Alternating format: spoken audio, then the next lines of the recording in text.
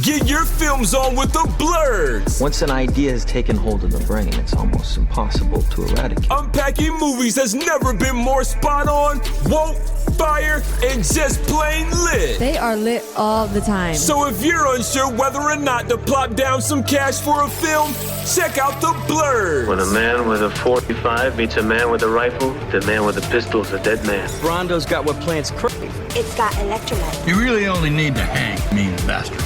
But mean bastards, you need to hang. Don't say you weren't warned. Here's Brandon and Jeff. Hello and welcome to episode 183 of the Film Blurs. I'm Jeff Stewart, aka Uncle Jeffrey, and I am joined here as always with my friend and co-host. What's up, ball bags? It's Brandon Norwood. Real quick, I want to get into some brief updates about Warner Brothers. David Ellison's offer has been formally rejected because they think it is too low. God. So now David has to raise more capital to get Warner Brothers, which he's currently trying to do. He's trying to get more capital because David Zaslav and the shareholders said this company is worth at least $30 a share, which if you know investing, that's a lot of fucking money. So like he needs about 60 billion to get Warner Brothers. And I'm just like, maybe focus on Paramount. You just bought Paramount. You just bought up a whole news outlet. I don't know why you need Warner Brothers. Like fucking worry about the shit you have now. Because they want to take over all media and make it right leaning. That's what they want to do. And I don't know how him having Paramount and Warner Brothers is not a monopoly. Yeah, right? exactly. Like, I don't understand how this is even on the table.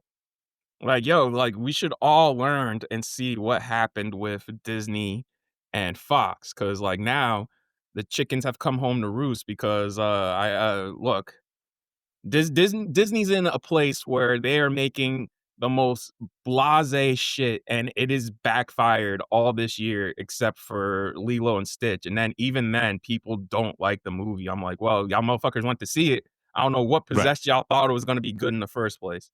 Like, you have the cartoon. Why try to make a live action remake where the kid is going to age the fuck out? Right? Yeah, because they're trying to do a sequel. Yeah, they're doing a sequel. And I'm just like, I didn't even think about what you just said. But when they announced the sequel, I was just like, yeah, because y'all want another $1 billion hit. Because everything else they put out this year has flopped. I mean, I guess before we move on real quick, we should talk about Aries. Yeah. So originally predicted to open to 40 to 45. In between that range. And then once the Thursday numbers hit where it overperformed Thursday, they're like, all right, it's going to do anywhere from 50 to 60. By the end of the weekend, it only did $33 million. It has a B+ cinema score. TRON fans are melting down. They're like, critics killed the movie. I'm just like, well, no, if you get off the internet for a hot minute, you can talk to normal people. They'll just be like, I just don't want to see it. All right. And here's the thing about TRON. And I've said this before. I'm not the biggest TRON. Like, it should appeal to me. Like, I love sci-fi. I love computer shit. Like, this seems like it should hit all quadrants. The first one was okay for its time. It was revolutionary for the technology on display. Watching it? Yeah, that's what. Like, it was okay. It was fun, right? It was enjoyable. I had fun watching it, right? But it wasn't a great movie. The second one was just Star Wars in cyberspace, story-wise, but it was shot well. It is still one of the best scores ever. Like, I was talking to a friend the other day. Thinking about the trailer for TRON Legacy, I still get excited because that is actually one of the best trailers I've ever seen. Right? I to fuck this with day. that. I fuck with both the first and the second Right. one hard. Like, And I this won't say they're my favorite, but I still fuck with them hard. Right. And the last one was, it was a mess. I enjoyed parts of it, and other parts of it, like, it's just why? Why is it there? And your Tron fans are melting down. Who is a diehard Tron fan like that? Like, who's online championing this? Like, Even Nine Inch it's Nails fans are standing for it. right. Like, you 9 Inch Nail fans, you still have the fucking score, Yeah, that's right? what I was saying. I was like, "Yo, listen, I'm a Nine Inch Nails fan, but like, look, I don't need to watch a movie to appreciate the fucking music." Right, exactly. Um, so I don't understand how people are getting so upset over a film series that Disney doesn't even fucking care about. Um, let's get into the weeds of this real quick before we move on. First, number one, I think the biggest hurdle here was Jared Leto. Like, Mhm, look, say what you will, like, yeah, he's the reason why we even got a third Tron movie because he really wanted to do. When Joseph Kosinski was gonna do this, he was Ares, and Ares was the villain, Tron mhm. Ascension. And I've seen the storyboards, and I was just like, damn, y'all canceled this motherfucker. Y'all canceled this shit. Like, yeah, I saw the Right. storyboards and the grid looks insane. And then it was going to be what the trailer for this movie promised, which was all out war between the real world and the grid, Right. led by Ares, just leading the assault. And that was basically gonna be like the second and third act of the movie. Mhm. Uh, look, because Jared Leto's such a fan of the franchise, this got greenlit, and that's why he's a producer on it and shit like that. And say say what you will about him as an actor, it's his antics behind the scenes where it comes out what he does on set. Like on set of this, he didn't do anything crazy. The craziest thing he did was you couldn't call him Jared or anything like that. You had to call him Ares. I mean, Uh, it's yeah, whatever. yeah. That's yeah, like yeah. But I think the thing is like there's been not one, not two, and two would be bad. Even one would be bad. Mm. 3, not even 3, not 4, not 5, 9 women have accused him of sexual misconduct. 9. And And they're trying to rug sweep that shit. I honestly, I'm not surprised, right? For a couple of different reasons. Like, he is so annoyingly method, right? That I think maybe he has some, sexual uh indiscretions because he can justify it by saying he's in character, right?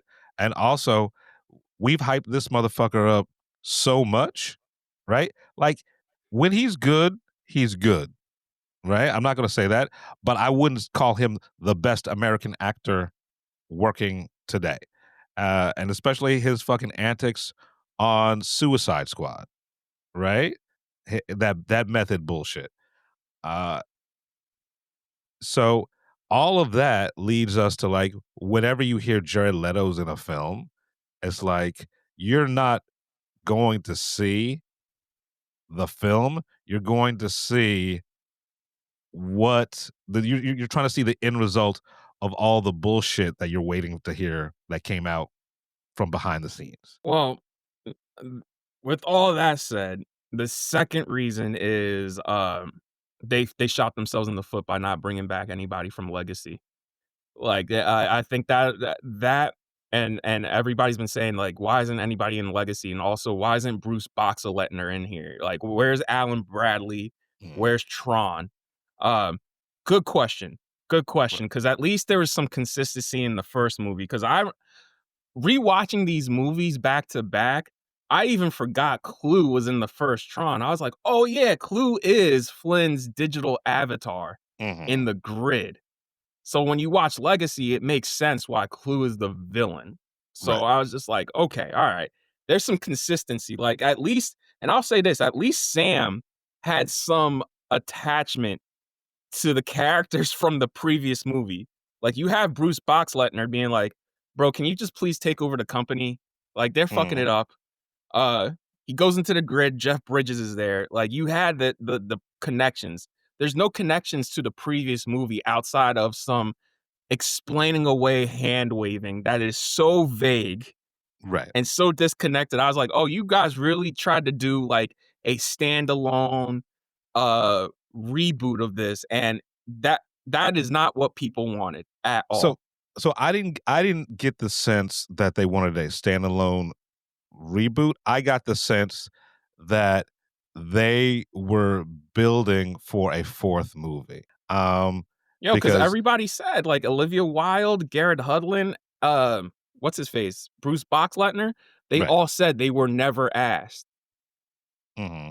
Yeah, Because so they wanted to see the directors tried saying, oh, they all turned it down, and they had to come out and say, we weren't fucking even asked. What do you mean we Right. turned it down?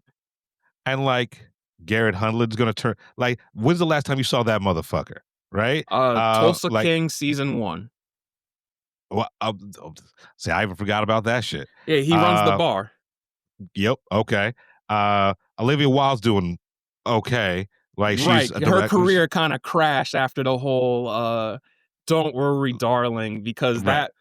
everything around that movie, like Right. the fact that she was served divorce papers on stage at CinemaCon, I'm just like, wow. Right. But at least she's got a career as a director. And Bruce Boxleitner. Maybe. That's a question mark. Yeah. And Bruce Boxleitner, when's the last time you saw him? Tron Legacy, right? Yeah. Like, like, or Cons, you know? So it's not like any of these guys are too busy to be a part of this. I think it's a mix of both. What you said and I said. They were probably trying to do a standalone reboot, but if it didn't work but made money, they were going to do a fourth film, right? If it made a whole bunch of money and no one asked any questions, they were just going to go on with this Ares shit. But yeah, this whole entire Ares just seemed like a fucking a stopgap measure for a fourth film. Yes, the fourth film that we all wanted, which should have been the third fucking movie. Right. So that brings me to my. Go ahead. Because at the end of Legacy, right, they don't even close out this whole entire Tron thing, because we find out that the fucking, what's his name? Ressler is actually Tron. And at the end, he falls into the water. There's no resolution to that, right? And so you were hoping for a resolution in the third fucking film. Because when he ascends, when he gets back out of the grid, he calls Alan to the arcade, and he tells Alan, he's like, look, you're right. I'm gonna take over the company, and you're gonna be my co-CEO.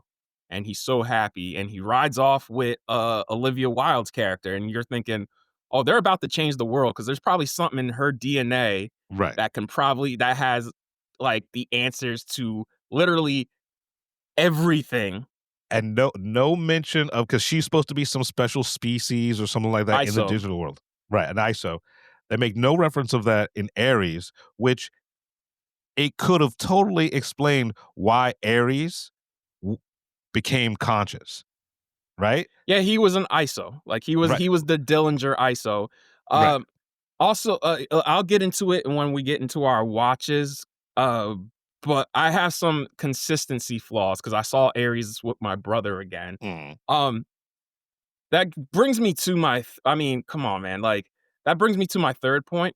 Tron is like very niche. Like, the Legacy was considered a disappointment. And I was like, that's not a disappointment. 500 million worldwide, including 250 domestically. I don't see how that's a disappointment.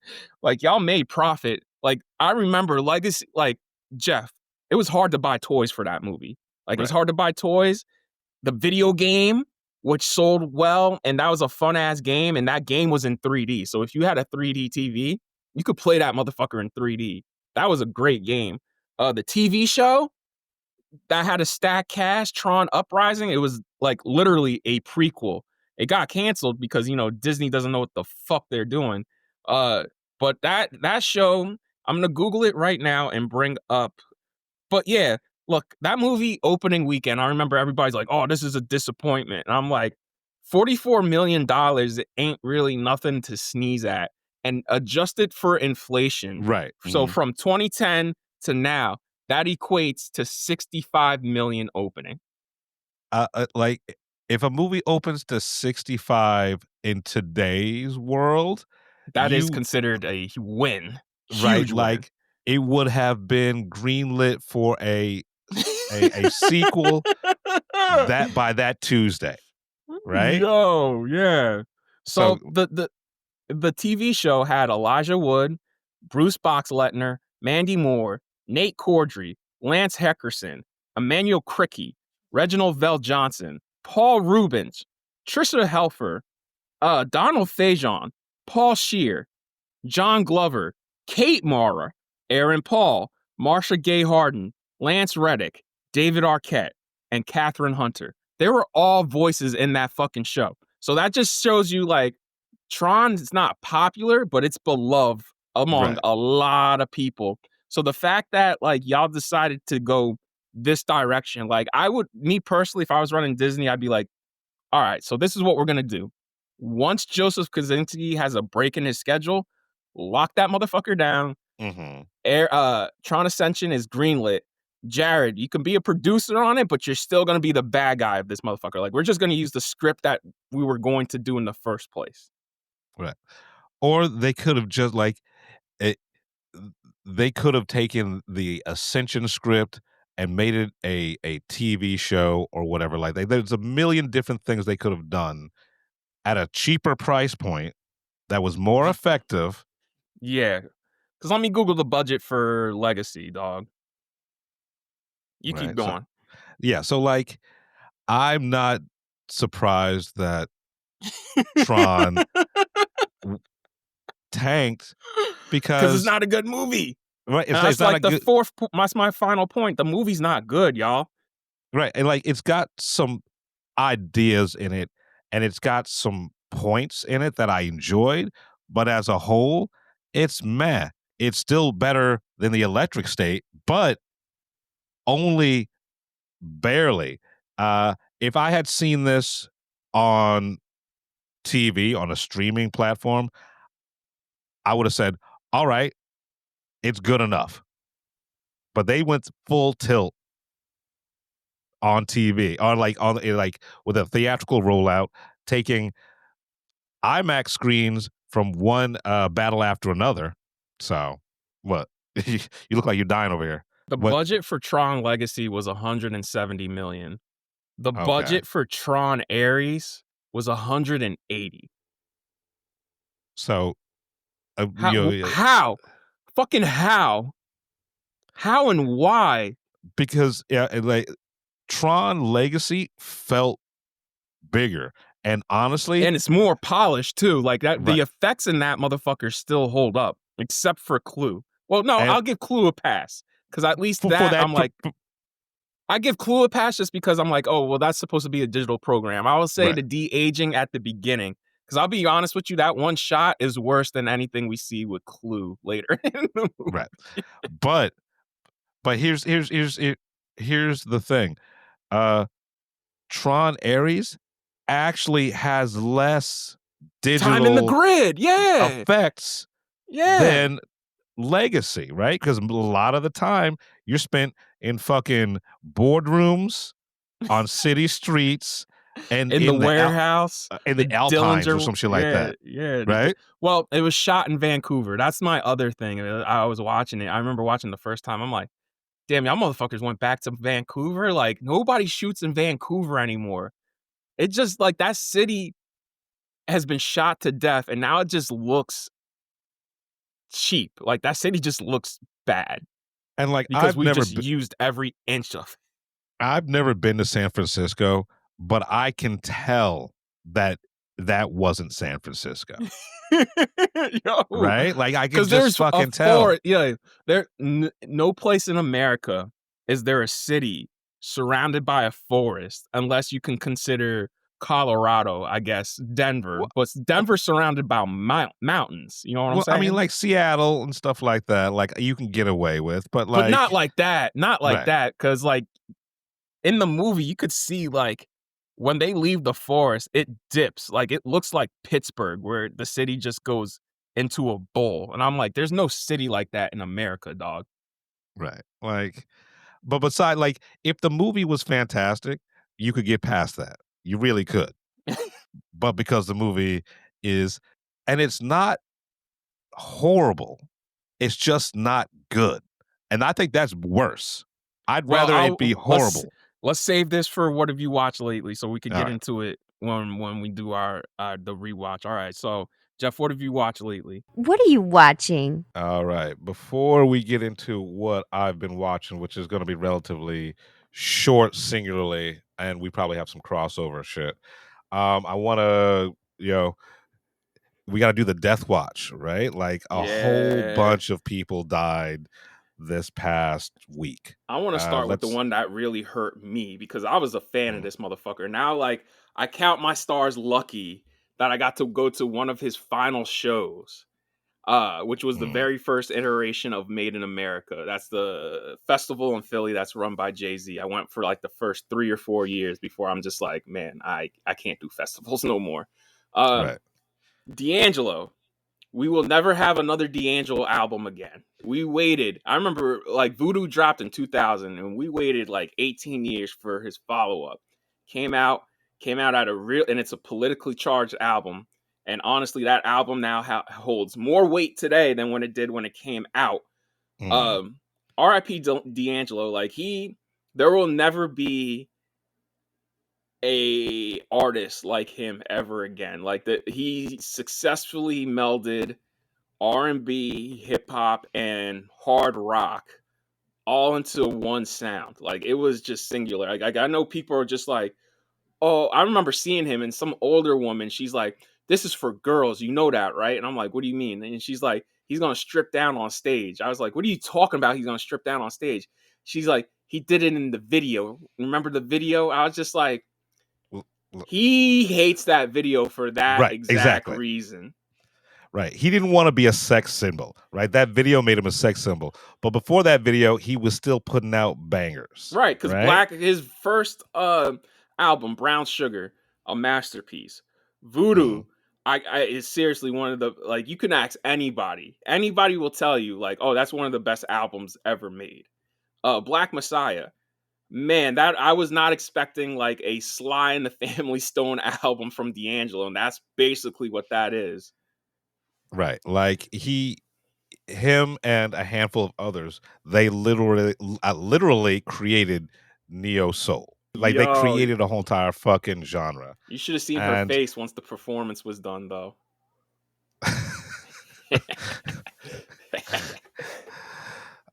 Jesus Christ. And I was supposed to meet D'Angelo back in May when the Roots picnic was happening, but he had to cancel. They said because he had just gone out of surgery.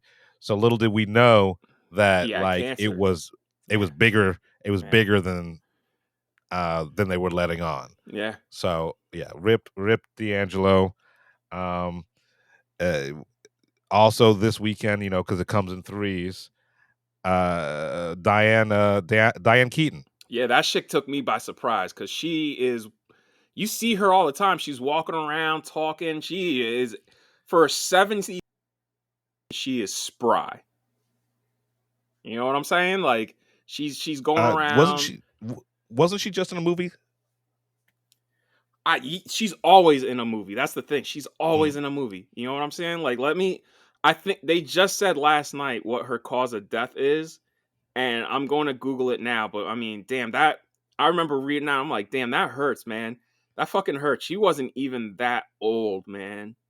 Right. Like, and I know there was some speculation over how she died and everything like that. I haven't read anything about that. I just know that they were talking about it, but it did come as a surprise. But I guess death in general is a fucking surprise. It's the one constant in life, but we're always just like shocked when it happens. So apparently her health has been declining for a few months now, and what took her out was bacterial pneumoma.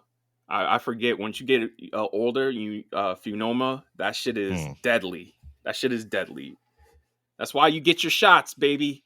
That's why I'm trying to get my health insurance. Like, they're trying to play games. I'm like, nah, man, I need my fucking yearly shots. Yeah. So, R.I.P.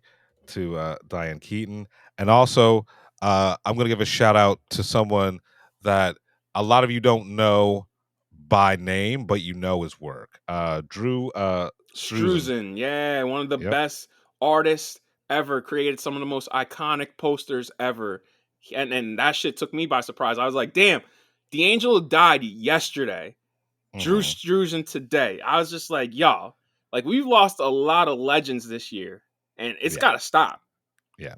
So like Drew Struzan is considered by most the best theatrical poster artist that has ever lived. Star Wars, all of them. Back to the Future, Harry the Potter. Goonies, Harry Potter. The Thing, He that's did his most famous right. posters, The Thing. And that And poster is iconic. I have that Thing poster, right? Like you have grown up with his work without knowing it was his work, and because that's a lost art, is movie posters. Right, exactly. That's why I collect alternative movie posters, because it's more than floating heads. And Drew Struzan, he made he put the art back into theatrical trailer or theatrical poster art. I forgot he did fucking Hook, he did E.T., Big Trouble in Little China. Like, The last you time know his work.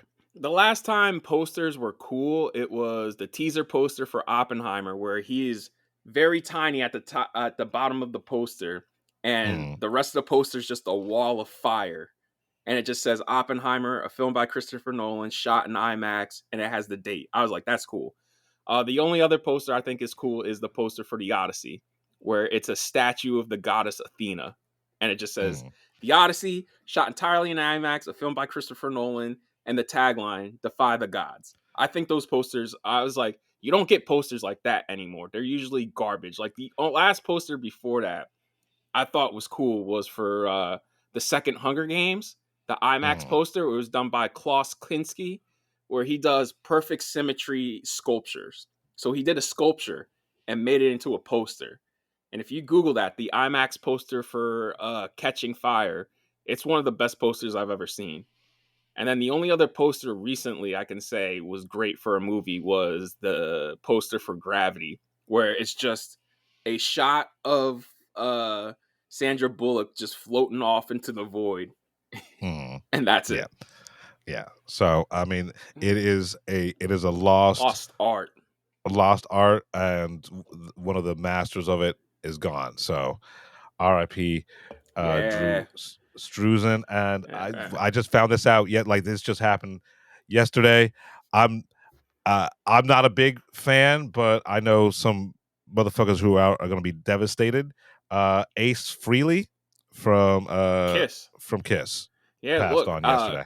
Kiss, iconic, but it's just, for me, it's just Gene Simmons is a piece of shit. Right. And I think like Ace is considered one of the best guitarists. Yeah. Right. Like who's That'd be like, to me, that would be like if Tom Morello died. Like, I wouldn't know what to do. I'd be like, yo, nah, son, nah. Right. So yeah, R.I.P. Everybody. It's almost as if they knew something was up, and they're trying to fucking bang out before she just gets real.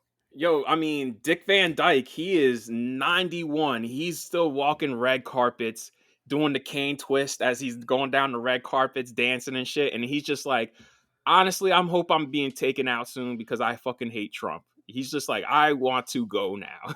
I was just like, a 91-year-old legend is just like, get me out of here. Is he only 91? I thought he was 99. I thought they were like, he made the joke that like he's probably gonna die before he gets 100. Let's see. I don't know. Let's Google this real quick. But yeah, man, that's what I'm saying. Like, some of these older actors, I'm like, damn, y'all. Yeah, you're right. He's 99. My man's is still he is still lucid. He's still having fun. He's still smiling, but he is also like, please take me out. He's like, I'm tired of the world because you guys suck. A 99-year-old man is just like, fuck you guys.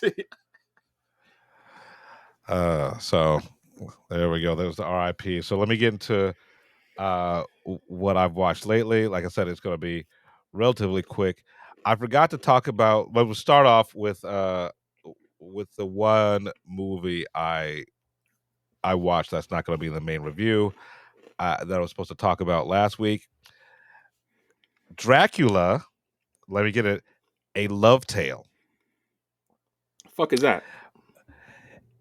So Luc Besson Oh, all right, never mind. did his version of the Dracula story, Keep it. and it is absolutely fucking hilarious. Right? I'm good. It stars Caleb Landry Jones, who is to me the creepier version of Dane DeHaan. Shout out to Dane, dog. Like what was the last thing he was in? Wasn't it Valerian? No, actually, it was Oppenheimer. Was he in Oppenheimer? Who was he in Yeah. Oppenheimer? He was the piece of shit general. He I was like didn't Matt even Damon's right-hand man, and then he became Strauss's right-hand man. He was always shitting on Oppenheimer. I don't even remember that. That's how. Yo, Funny. when I tell people, I was like, yeah, he was in Oppenheimer. Or I say like, oh yeah, she was in Oppenheimer. They're like, what? I'm like, yeah, y'all forget how many motherfuckers were in that movie. Right. So Dracula, A Love Story is, if you know Luc Besson, you know his work. It's like Valerian in medieval times with the Dracula story, but with a fraction of the budget, watered down European actors, a convoluted story. It is absolutely hilarious how fucking bad this is compared to any other iteration of it, right? When I'm watching this is like, so he decided to do a parody of Coppola's Dracula. Why? Because that's what it felt like. Yo, listen, we got real quick, since we got Francis Ford Coppola's Dracula, and that is a goth masterpiece. You know what I'm saying? Now we got another goth masterpiece with Guillermo del Toro's Frankenstein. We need somebody to do a big budget goth adaptation of The Mummy. You know what I'm saying? The Mummy, and you know what? Who's never gotten any love? Who? The Creature from the Black Lagoon. Nah, you know why? Because that movie's fucking perfect. Don't touch it. No notes. I've watched. I remember a couple of years ago during lockdown. Now almost 6 years ago during lockdown. Me and my brother, we went through all the Universal monsters, and outside of Dracula and The Creature, those movies suck. Like Bride of Frankenstein, she's only in the movie for like 10 minutes. Right. Like those movies suck, man. Like the OG Mummy is boring.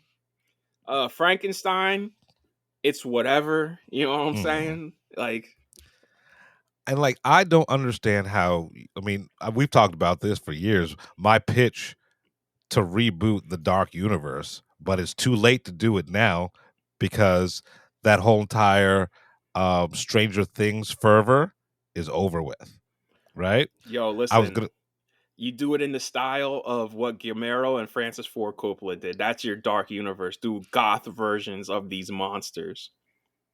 Or you do a hard reboot of the Monster Squad, right? So you do all of the Universal monsters, right? All of the kids, right? Like different parts of the world, they each have to deal with their own monster, right? And it all leads to them teaming up to form the Monster Squad to fight them all together, right? That, if they had done that around the time that they, Stranger Things was at its peak, stacks on stacks on stacks. Well, let me ask you real quick, Jeff. Did you see The Mummy, the Tom Cruise one? Yeah. Yeah. Look, I like Tom Cruise. That's all I can say. Tom Cruise has some misses recently, but none of them have been like. I hate the two Reckoning movies, but I don't hate them as much as I do The Mummy. Like The Mummy is something I watched and I was just like, seriously, what the fuck were y'all thinking? Like at least Ethan Hunt is somebody I can root for. His like even TJ Mackey in Magnolia, I can empathize with on some fucking level, even though he's a piece of shit. You know what I'm saying? Same thing with Vincent. Vincent's a fucking hitman who kills people. And I'm like, well, at least I understand the motivations of this character. The Mummy, that character that he plays, Nick, I was just like, either this had to be played by a 30-year-old or this movie just shouldn't have been made because this dude is played by Tom Cruise. I'm like, this dude's a piece of shit through and through. Like, just through and through.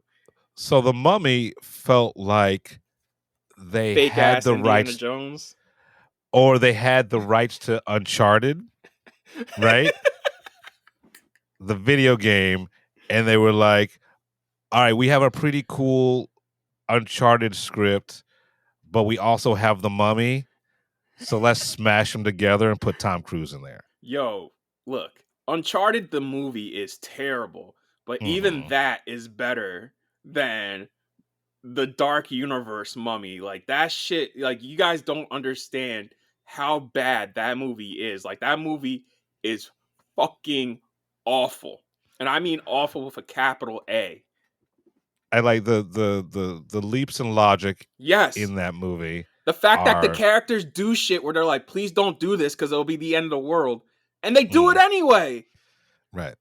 But they were trying to build out this Dark Universe thing with fucking my man. I can't. I'm blank. Fucking Maximus. Oh. Playing Jekyll and Hyde, who is the Nick Fury of the monster world. Remember that And it's picture? like, Remember that picture? Your Johnny Depp was the Invisible Man. Fucking Javier Bardem was Frankenstein. Angelina Jolie was the bride. They all took a picture together. Yeah, you never seen that picture? I don't remember. I never saw this picture. Yeah.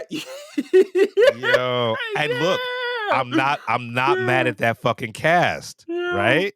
I'm not mad at it, but also, yo, and then they tried to tie it into the Brendan Fraser mummies by having the Book of the Dead and the Book of Life in the library with Dr. Jekyll and Mr. Hyde, and I was like, I didn't make that connection. Yeah, man, I was just like, on a logic level, even that doesn't make sense because the rules for those movies and these new mummies don't even add up, bro. Right, because the rules for the Tom Cruise one, like she pass her mummy powers on to Tom Cruise. That was funny. He's like, yo, when we started the movie, my brother goes, I guarantee you Tom Cruise is the mummy and it's not Sophia Botella. Like, watch. He's like, watch. And then when the movie ended and it wasn't just him, it was also Jake Johnston, he was just like, wow. Yeah, here's the picture. Here's the picture. I'm not mad at the cast, right? The casting's on point, but that burned out faster than. Look, they didn't even try to continue that. Like they didn't even try to fucking salvage that. I remember. I will never forget watching. I got invited to that shit. There was like 4 screenings in one day, and I was just like, I'll pass. Like I was broke at the time. I was like, I can't make it to the city. I'll pass. 2 years later, finally watched this, and I'll just never forget. I was watching it with my brother, and I'll never forget my brother's laughing so hard. 10 seconds in, wiping tears from his eyes because he's laughing so hard, where the Universal logo becomes the Dark Universe logo. He's just like, holy shit. He's just like, wow. They went all fucking in. They went all in. Like it's a poker game, right? Like They went all in. They went bust, but instead of like, and on one hand, right? On the first hand, they went all in, right? They went bust. Most motherfuckers was like, yo, let me call someone, borrow some money. Let me get some credit from the house. Let me see if I can make it back on the second hand. I got this. I'm feeling lucky. They were like, nah, I quit poker.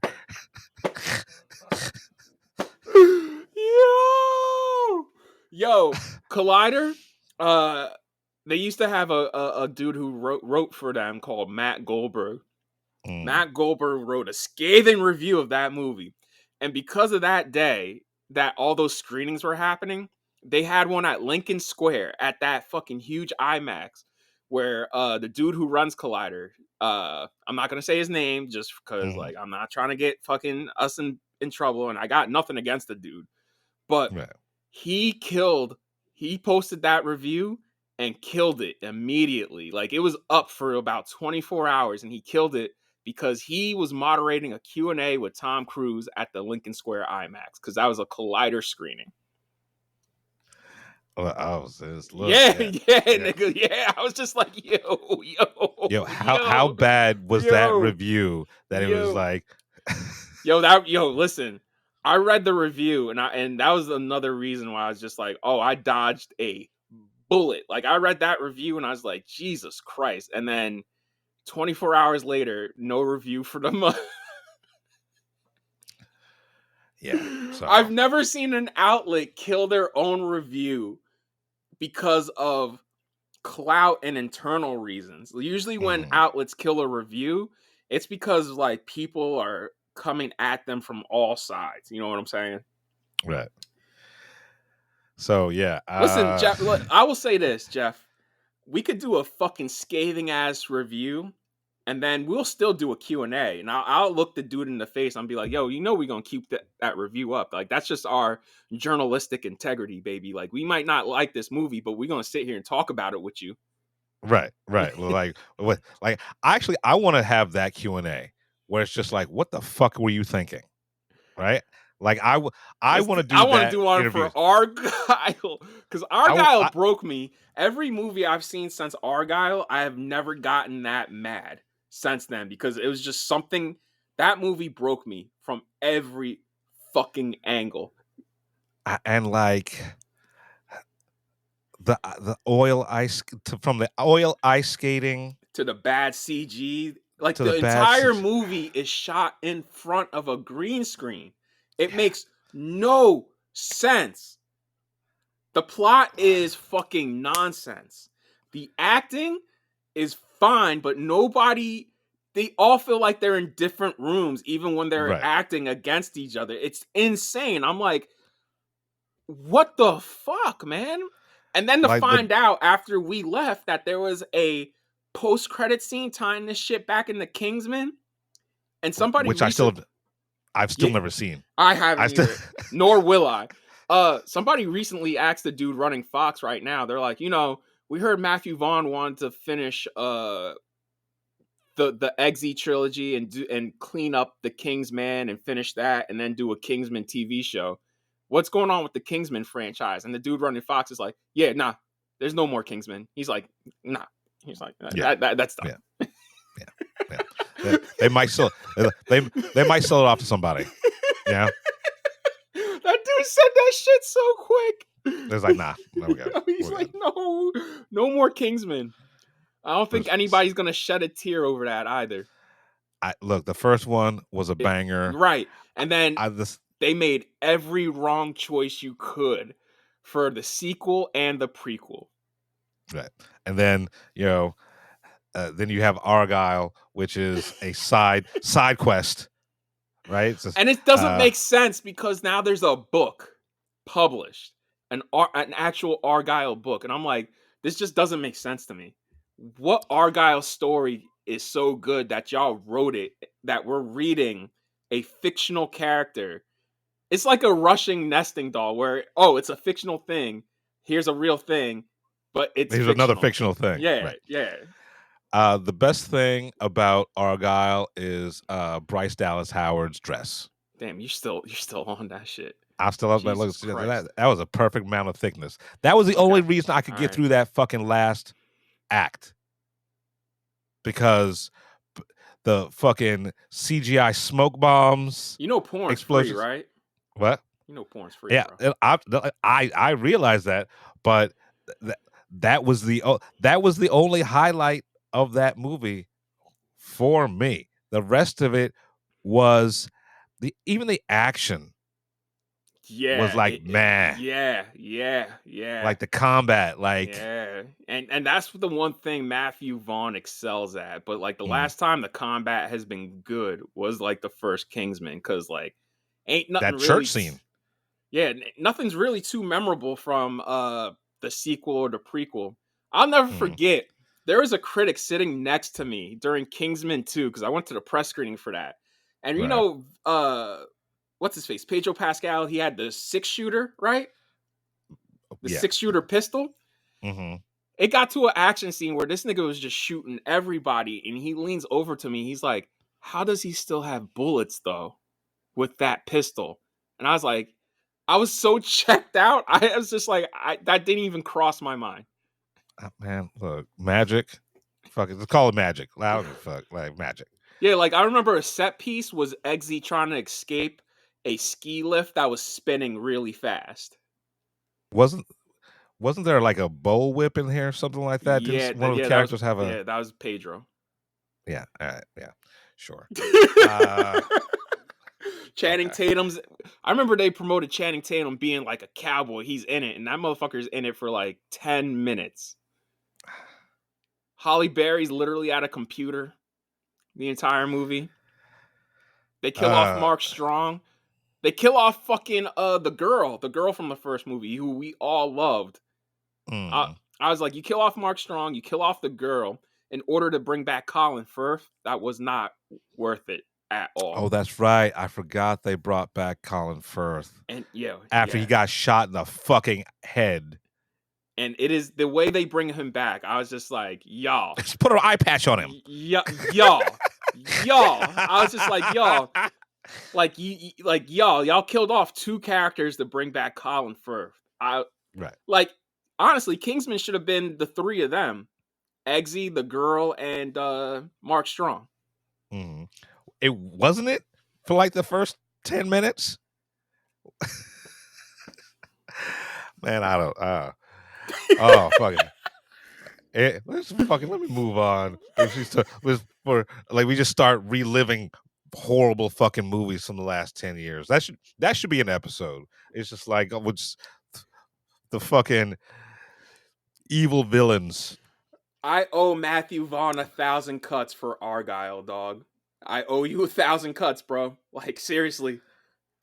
And like, I love Layer Cake so much. Stardust. I hate Argyle as much as I love Layer Cake. I hate Argyle as much as I hate Trump. That's how fucking bad that movie is. Goddamn. Well, goddamn. So yeah, Luc Besson's Dracula, a love story. You can watch it if you want, but I will tell you, if you watch it with anything but a sense of irony in your heart, you will be disappointed. Moving on from that, another movie is just a rewatch. Idiocracy was on HBO Max. I love this movie. This movie was prophetic because you look at this shit we're going through now and you watch Idiocracy. We are like 30 seconds away from that. So if you haven't seen it, go watch this fucking movie. It's absolutely hilarious. And it is, the language in it is problematic, but also hilarious. The thing I do want to point out was Speaking of Idiocracy, before we started recording, I saw a Instagram reel of a dude interviewing a Trump supporter, and he goes, "Hey, I see your shirt hates dumb Democrats. Why?" He's like, "'Cause they're dumb." He's like, "Okay, can you name me the 3 branches of the government? And this motherfucker was struggling. He got legislative, and that was it.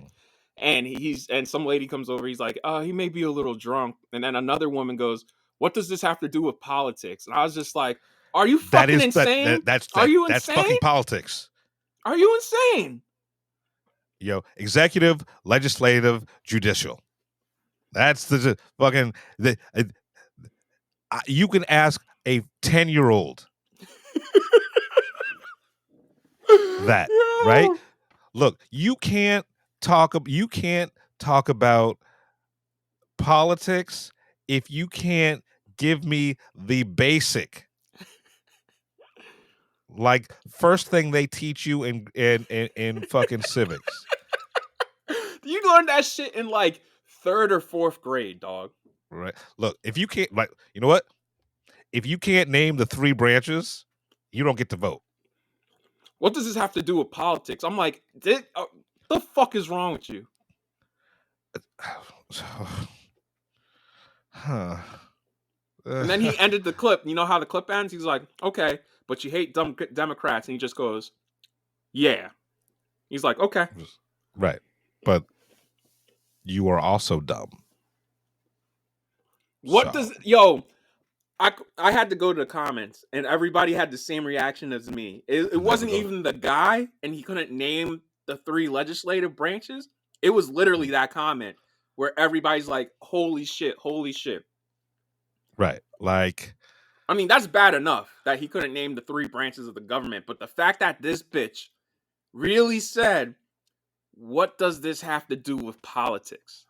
right. It's like, everything? Okay. All right. And I could make an argument. Right. It doesn't have to do with politics. It has to do with the law and the Constitution, but still politics. All of our politics But still is based politics. off of that shit. Right. Like, there's the 3 jobs of the government. Right?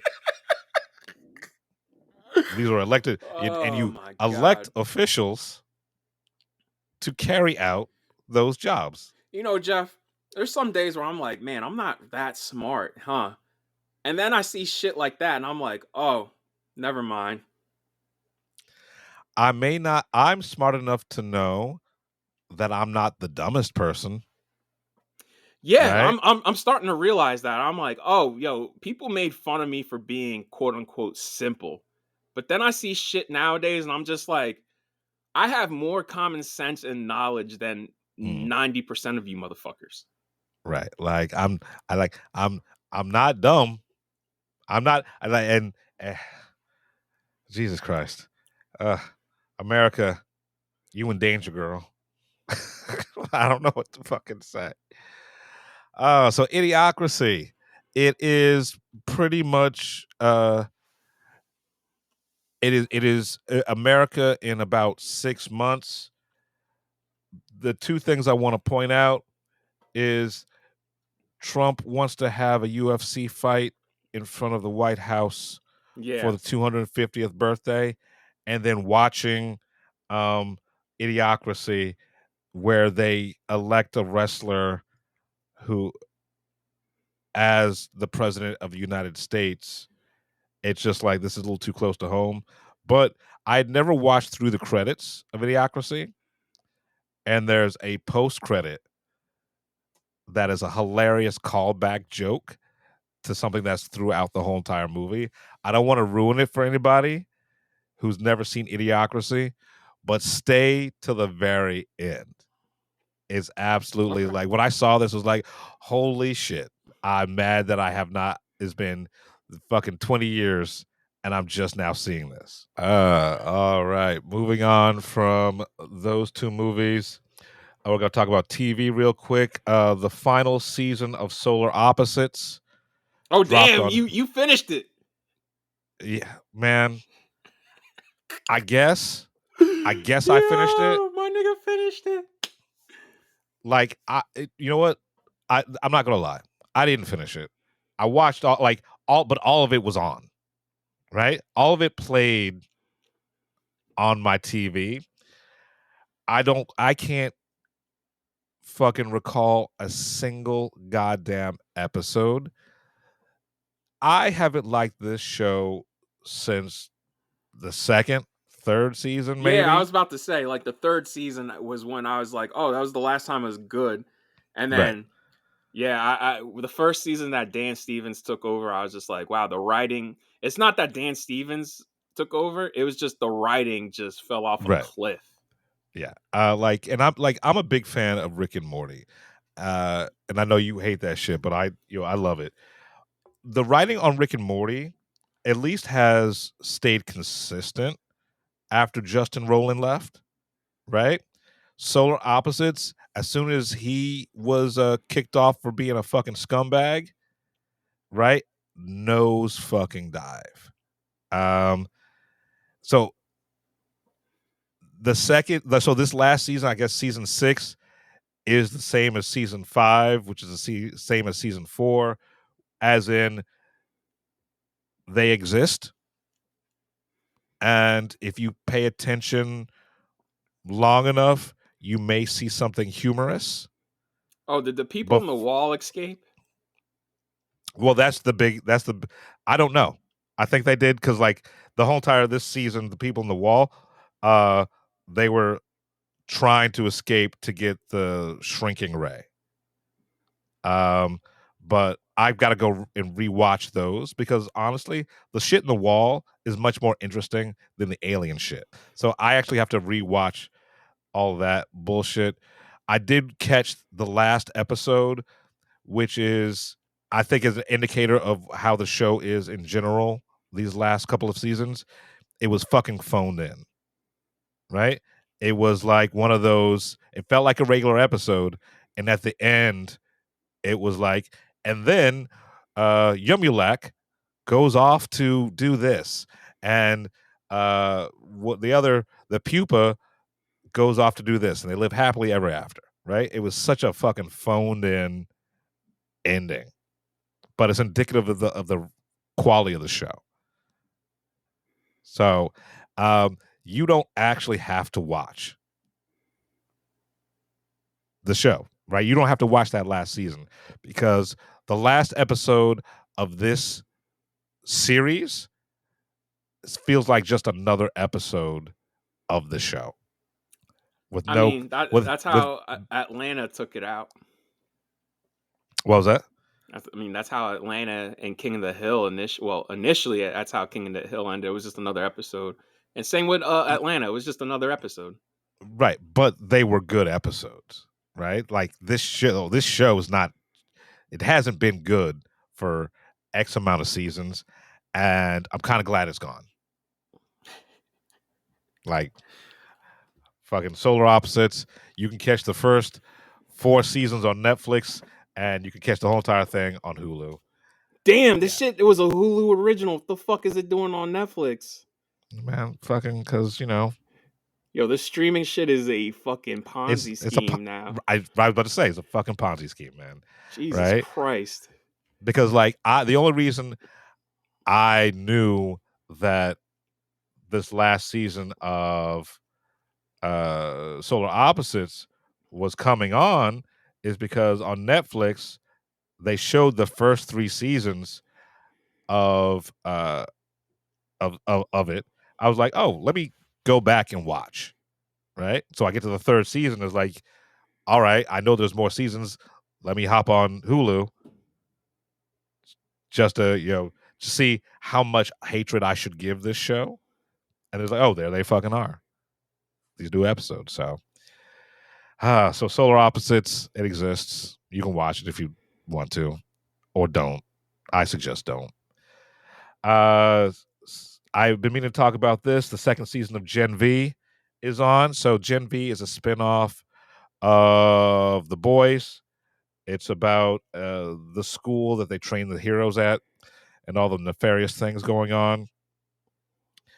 The first season was kind of wonky, but it had potential. The main star of the show, Chance Pomodoro, I don't want to butcher this dude's name, Perdomo. he died suddenly before the second season, and they actually handled his death really well in the second season because that's sort of like a main impetus for all of the other characters to do whatever. And and a lot of these shows, they'll mention that the character died or is no longer on the show, and they'll sort of like just leave it, and they'll keep on doing whatever they were doing. In this show, like he's mentioned every episode, which is kind of like it's good writing, but also I think it's a way of saying, "Hey, don't forget this dude existed." If you like The Boys, you're gonna like Gen V. It's as extreme and gory, and I wouldn't even say subversive. I guess subversive, but but very obvious. It's like its politics are on its sleeve, right? And just like The Boys, what's happening in the show sort of mirrors what's happening in life right now in America. So yeah, The Boys second season. I think we are 8 episodes in. It's on Amazon Prime. I like it. I like it enough to tune in every week. But I'm not going to say if you don't like The Boys, you're not going to like this. Moving on from that, I just want to give a shout out to Terriers, which is a show that was on FX for one season. I watched I watched the whole entire thing.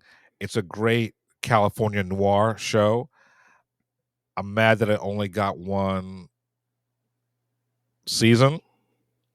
The only reason I watched this is because like a boy of mine suggested it because I was telling him I was watching the Lowdown. The Lowdown is really starting to grow on me, but we're already 5 episodes in and it's just starting to grow on me. Damn. I don't know if that's an indicator. Right.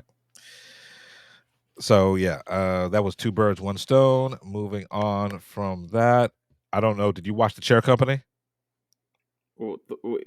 Is that the Tim Robinson show? Yeah. Fuck, I didn't even know that premiered. I thought that was like next week or some shit. No, that was this week. All right, I'll watch it. I'll watch it for the next episode. I'll catch up on the. You could talk about it, but I'll catch up on it over the weekend. The Chair Company is, if you know Tim Robinson's comedy, comedy. I Think You Should Leave is done. I mean, he might do another season. I mean, like of that, Okay, probably. I like that show. Seems like you can do that in between anything. gotcha. Right. The Chair Company. It's not what you think. I like this, even though he's still doing the same shtick. I like this better than I liked Friendship, and we're only 1 episode in. To know, good to know. Yeah. And I'm going to wait for you to watch it. I'm going to wait for a lot of people to watch it. But in this one, I feel more kinship with the main character, with Tim Robinson's character, because I'm that dude, right? I'm the dude who something happens and I won't let it go. Something especially like this. So I can kind of feel his pain, but it's still Tim Robinson's shtick. But like I said, I enjoy it better here than I have in Friendship. So I can't wait to see how quickly this shit escalates over these, over the season. But the first episode is a great indicator of the quality of the show. That's as much as I'm going to give without giving away too much. Okay, all right. And so all the rest I have to talk about is just Peacemaker and Task. So if you want to do that together, or you want to do that at the end? Yeah, at the end, because all right, let me start off. I'm gonna start off with movies, all right? Because like I needed a couple of days off. That's why Film Blurs has been like, I know people have been asking when you're gonna post the Comic-Con coverage. I'm like, bro, I didn't even go to Comic-Con on Sunday. I needed a day literally to myself just because like I've been running ragged because if it ain't film blurs, it's work. And I literally took Sunday where I was just like no phone, no nothing. I was just in my bed watching movies. So I booted up the Criterion channel because they have a bunch of action movies. And I'm like, bro, I need to watch an action movie. And I watched they have all these John Woo and fucking Hong Kong action movies. And I was like, I need to start filming some blind spots. Finally saw 1986 John Woo's another John Woo banger. I wouldn't say it's his masterpiece. It's just another banger. A Better Tomorrow.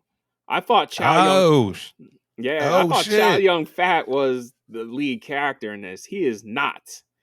He is just like the lead is divided among three people. So you got the brother who's a criminal, the other brother who's a cop, and then the friend of both the brothers who's also a criminal, played by Chow Yun Fat. And like, damn, bro, I was getting mad. I was getting mad watching this. I'm like, yo, these niggas is out the game, y'all. Leave them the fuck alone. You have nothing to gain by bringing these motherfuckers in, especially y'all know that these two are connected to a cop. At what point do you just let it be? You know what I'm saying? And look, they found out. They found out. I love that scene where fucking Chow Yun Fat, he's walking in the hallway just pretending to be drunk and nonchalant and just planting guns in the plants. Yeah. Just planting guns. I was like, yo, that's the hardest shit I've ever seen in my life. And then all them guns came in clutch. Shit. People don't talk about A Better Tomorrow enough. Yeah, right? Because it's rules. It's always like the killer, right? Yeah. But like, or Hard Boiled. Like, and don't get right. me wrong, Hard Boiled is one of the most insane fucking movies I've ever seen. Like, those niggas shoot. They throw C4 at a wall, shoot at the C4, and literally blow up half the entire hospital. And then it's Chow Yun Fat and the co-lead of that movie saving babies out of a hospital during a shootout that's on fire. I miss Hong Kong action. I like what's this generation's? Where's this generation's fucking John Woo? I don't know. I miss the old John Woo because Silent Night fucking sucked. Still haven't seen it. Yeah, don't. Still haven't seen it. Yeah, don't. That movie fucking sucked. I miss the old John Woo. Like, I'm not even talking about Hollywood John Woo where he came here and made bangers. I'm talking about Hong Kong John Woo, bro. Because watching this, I'm like, God damn. And then I love this so much. I was really tempted to watch the other two because they're on Criterion as well. And then I Googled them and I read what they were about and I read what people said. And I was just like, oh no, I'm good. I'm fucking good. I didn't even know there were sequels to A Better Tomorrow. Yeah, apparently they bring back Chow Yun Fat in the second one. And he is now the main character. And Chow Yun Fat in that one, he's playing the twin brother of the character he played in the first movie. Okay. All right. And then the third one is a prequel. And the prequel revolves exclusively around Chow Yun Fat's character. And I was just like, oh, I'm good. I do not need to see this bullshit. Apparently, also, Sammo Hung is the producer of this series. Sammo Hung and John Woo were arguing over their versions of A Better Tomorrow 2. So John Woo's version was 3 hours. Sammo Hung's version was 2 hours. And they couldn't agree. And it got so bad that the studio brought in outside editors to combine them together. And that's the movie that got released. And people were just like, blah. Okay. Yeah. Right. Yeah. And then another Hong Kong action director, he's a legend. I can't remember who took over A Better Tomorrow 3. And even people were just like, well, the directing's good. For A Better Tomorrow, that's all people said. They're like, well, let me see. Oh, by the way, A Better Tomorrow 3 has a subtitle. You want to know what it's called? Is it a subtitle or is it a colon? Like A Better Tomorrow 3 : what? Love and Death in Saigon.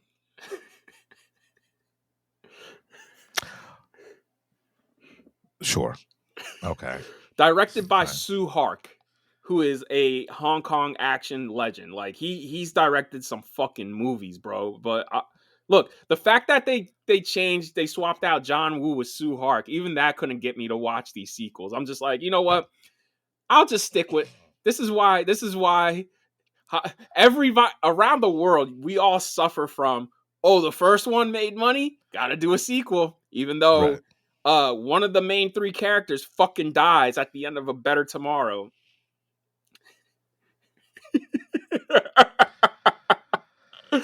Sure, but hey, at least you saw the first one. That's all you need to see. Oh, Jesus Christ. I had insomnia, so I watched The High Note one night. That is the movie that came out during the pandemic, starring Tracy Ellis Ross, Dakota Johnson, Kevin Harrelson Jr., and Ice Cube. And to this movie, I hated it. Everyone is so fucking awful in this movie. Like, they treat each other like pieces of shit. So there's really no one to root for, where I'm just like, yo, fuck all you guys. I've never even heard of this movie. Bill Pullman, he came in, and for the 10 minutes that he's in it, I'm like, damn, that's why you're Bill Pullman, dog. What is it even about?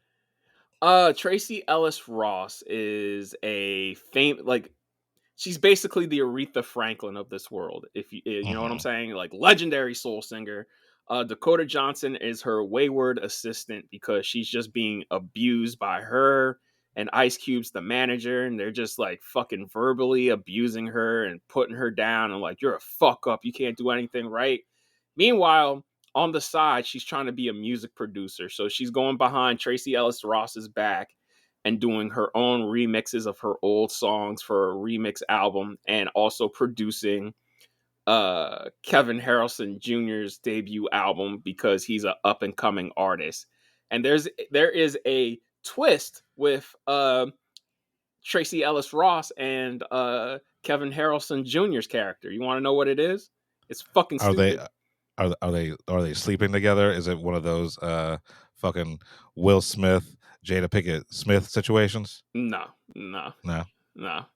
Ends up being her son. Yep.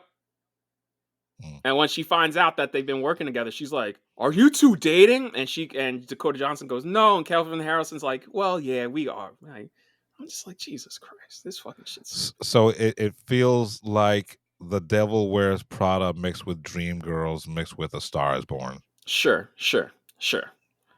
Yeah. Right. Jesus Christ. Yeah. After that, I finally got to watch a movie that everybody has pulled from, said is one of the best movies ever made. Finn, who's the dude who did Smile and Smile 2? Finn Jones, right? Or Finn? It's I'll look it up real quick. Okay. So anyway, I watched 19 because this is also on the Criterion Channel, and since it is October, I was like, let me watch a horror movie. 1981's Possession. And I can understand why when this movie came out, people were like, oh, fuck this, because this movie's weird. It offers no explanations, and it's really fucking disturbing. I love it because it is all my favorite subreddits merged into a feature film. Yeah, so the dude who did Smile is Parker Finn. Yeah, Parker Finn. He wants to remake this with fucking what's my man's name? Goddamn, I'm blanking because I'm drunk. Robert Pattinson. Robert Pattinson. He wants to remake it with Robert Pattinson, and Robert Pattinson said yes. Star Sam Neill. I don't think I've ever seen Possession. Yeah, it's on the Criterion Channel. Yo, this movie's literally every subreddit I love made into a movie, dog. This movie fucking rules, and I understand why people are just like, I hate this movie. I get it. I think it's a masterpiece. Now I understand why it holds high regard today, but when it came out, people are like, no, thank you. I mean, the poster's hot as shit. Yeah, this seems like it would be interesting. I'll watch it. Yeah. And then finally, the last movie I'm going to talk about, because two movies I'm going to talk about. I'll start with Perfect Blue, because they put the G Kids did the 4K remaster, and I was like, I've Okay. never seen it in a theater, and I want to see it in a theater. So I went to go see it because Times Square has like 80 showtime. So I went to the 10 a.m. showtime. It was me and one other motherfucker, and they Okay. remastered the fuck out of this. But watching it again, it Mhm. is kind of crazy how this dude, this is an anime, Right. and Right. this Yeah. dude is doing camera movements like he's shooting live action. You know what I'm saying? Like there's camera movements and camera angles where I'm like, this is what you see in live action movies. Now I Well, understand why this movie was ahead of its time. right, like Aronofsky admits that he stole Oh, Black Swan, yeah. Black Swan and like even some of the shit uh from Requiem he stole from Perfect Blue. Yeah, man. Look, watching again, I'm just like, Jesus Christ, her manager and like the writer for that show, they're pieces of shit. Like that writer was so happy to write that rape scene. You know what I'm saying? He was just like, well, I got something really extreme in mind. And that shit was so bad that I completely forgot about the rape scene. I remember that shit was so bad that the dude who was the rapist, he kept apologizing to her in between takes. He's like, I'm sorry. I'm sorry. I'm sorry. Like, Jesus Christ.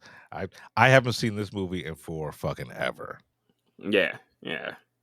Yeah, look, this was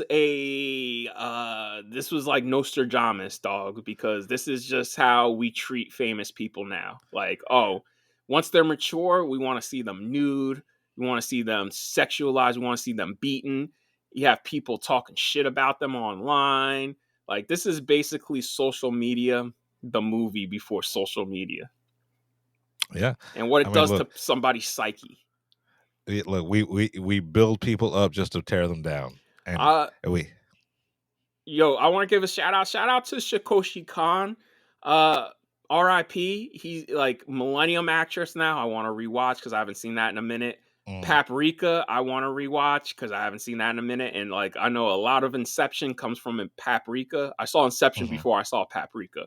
right. But like still like this dude was ahead of his time. Like R.I.P. It's like to me when I think of the masters of anime, it ain't like the shit like me and other niggas watch like Demon Slayer or Dragon Ball or shit like that. Nah, when I think of It's anime, it's Satoshi Kon and it's Miyazaki. So those are the two masters of anime. I'm not gonna lie, I feel bad for my brother because my brother bought me the Blu-ray, the Blu-ray, the Steelbook Blu-ray for my birthday. And now that they did this 4K remaster, I'm just like, oh Trey, because you know when it comes to 4K Blu-ray, like that is the ultimate format is 4K Blu-ray.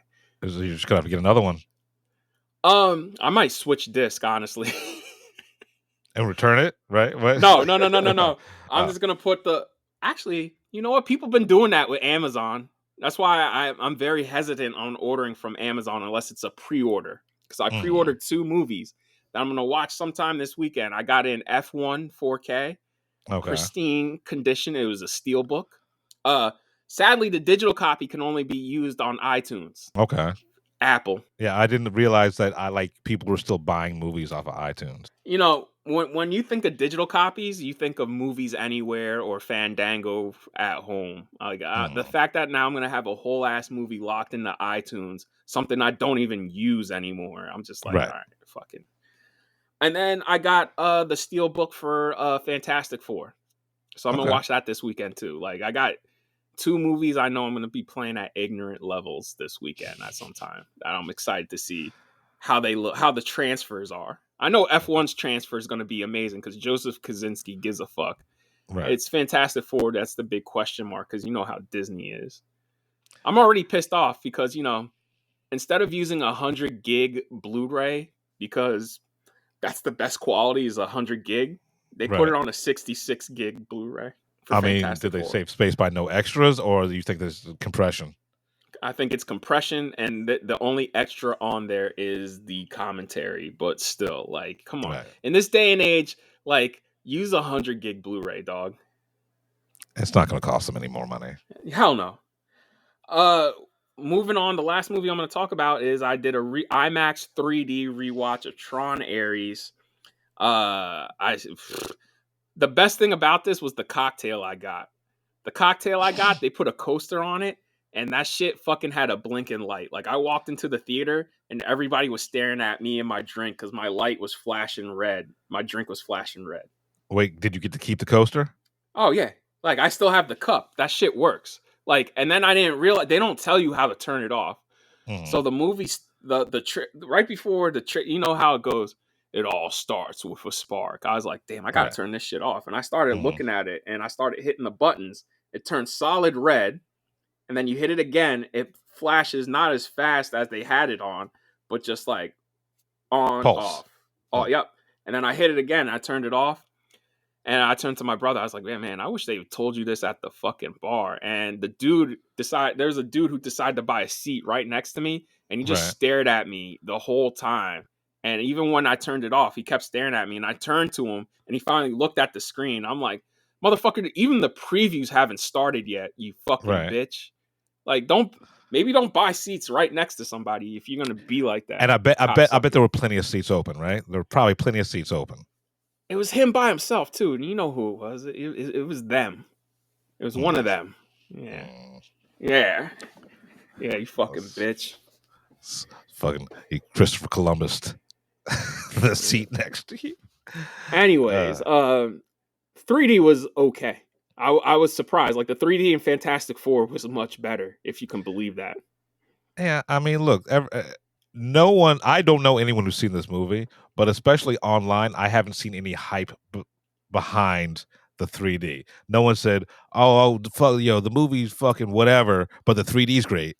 Every review I've read, everybody has said the 3D was a must, and I saw it in 3D, and I was just like, one of the things that made Legacy awesome was that it was the IMAX 3D, because it had IMAX aspect ratio and 3D, and the 3D for Tron Legacy is still some of the best that's ever been done. This one, I'm just like, y'all have said this was like the best 3D outside of Avatar this decade, and honestly, it's fine. It's fine. Like, the 3D for Legacy was much better than the 3D for this one. Okay. Like, there's only a couple of parts where I was like, whoa, what the fuck? Like, it wasn't that immersive. And like, if shit wasn't flying at you, you're just like, whatever. Yeah, enough said. I was going to try to see it in 40X 3D this weekend. It's just like, I didn't have the time or the energy. Even my brother was pointing out. My thing is, like, when Eve gets sucked into the grid, why the fuck didn't she, like, when she gets her suit turned on and it's blue, I'm like, why the fuck isn't this red? Because if that's the case, fucking Ares should have turned red as soon as he fucking helped her. I meant blue as soon as he helped her escape, instead of at the end of the movie.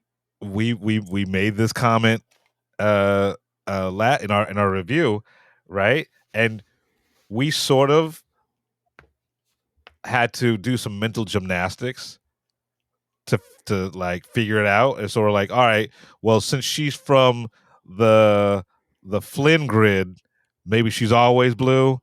I don't know. But she's never been in the grid before. That's what's crazy about it. All right. Also, the permanence code does exactly what Olivia Wilde's character was supposed to do. Yeah. At the end of Legacy. Like, it makes no sense. They're like, at the end of the movie, like, yeah, the permanence code has now cured cancer. It's cured AIDS. It's cured all things, and it's given shelf life to a lot of things, and it's curing. And I'm just like, did it say that? I didn't even catch that. Yeah, I didn't even catch that in the fucking movie. Also, his mom was very against everything he was doing. She should have reported him when he first hacked into Encom, because I'm like, bro, that's fucking corporate espionage, dog. Like, you can go to jail for life. Yeah, Gillian Anderson was wasted. Dog, she hated everything he was doing. Like, when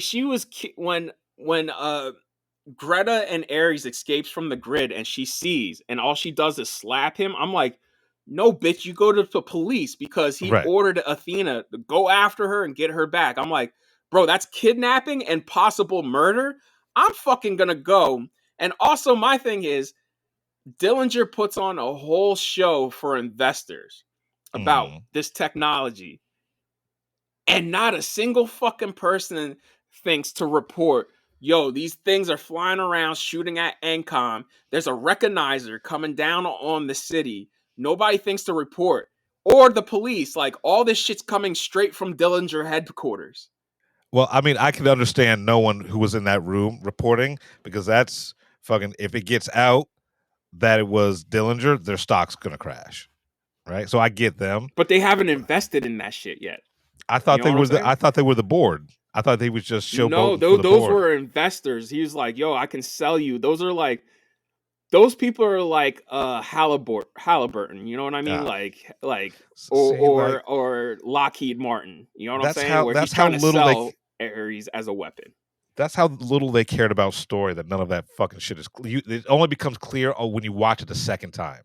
Yeah, because when I said this to you the first time, when the recognizer starts attacking the city, I'm like, bro, this is a terrorist fucking act right now. Right. And the cops immediately would have been swarming Dillinger's fucking warehouse and compound. And like, that's where that shit came from.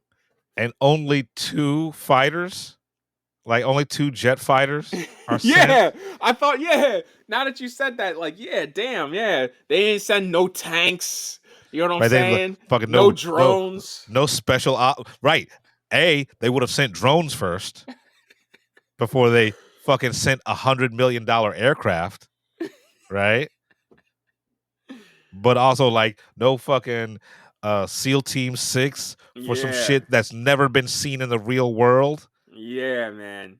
I mean, for all they knew, it was an alien invasion. Also, rewatching again, I realized Athena is just Clue. I was like, this is the same fucking thing. Like, this is the villain of the movie, besides the Dillingers, right? Let's scrap out the Dillingers. But Athena, she's literally just Clue. She's following orders. I like her agency, though, right? I like the fact that she's got the love me daddy syndrome. That was Clue. Yeah. I mean, literally, Clue, when he takes over the grid, he goes up to Flynn. He's like, "Am I still supposed to create the perfect system?" And he says, "Yes." And then Clue attacks because he's trying to create the perfect system. Yeah, like this. The movie is not good. Just like it falls apart. Yeah, and I saw that post credits. I saw the mid credit scene. I'm like, oh wow, wow. And y'all stole Joseph Kosinski's designs, because the recognizer, the redesigned recognizer, and the redesigned light bikes, those were for Tron Ascension. Joseph Kosinski handmade those, because everybody keeps forgetting he was an architect before he was a filmmaker. A movie no one was asking for, they fucked up when they had a perfectly good script. I don't even know why they fucking scrapped the script. And filmmaker, like, yo, listen, I probably would have even enjoyed this a tad bit more and gave it a bit more leeway if they had even a better filmmaker. Yeah, I'll give you that. And like, they could have got him on the cheap if it was right after Legacy. Oh, hell yeah. Yeah, y'all waited 15 years for this shit. And now he's on some fucking he's on some Michael Bay level where he's making money. And not to mention that his movies have been really good, like Only the Brave, Top Gun Maverick, F1. You know what his next movie is? I vaguely. What is it? Miami Vice. Oh, that's right. Yeah, that's gonna be a fucking banger, right? You know who's supposed to be starring in that? You're gonna flip when I tell you this shit. And if this comes to pass, if these motherfuckers really do star in this, I'm just like, oh, it's a wrap. It is a wrap. Who? Michael B. Jordan, right? Yep. And who Glenn else? Powell. Woo! Yeah.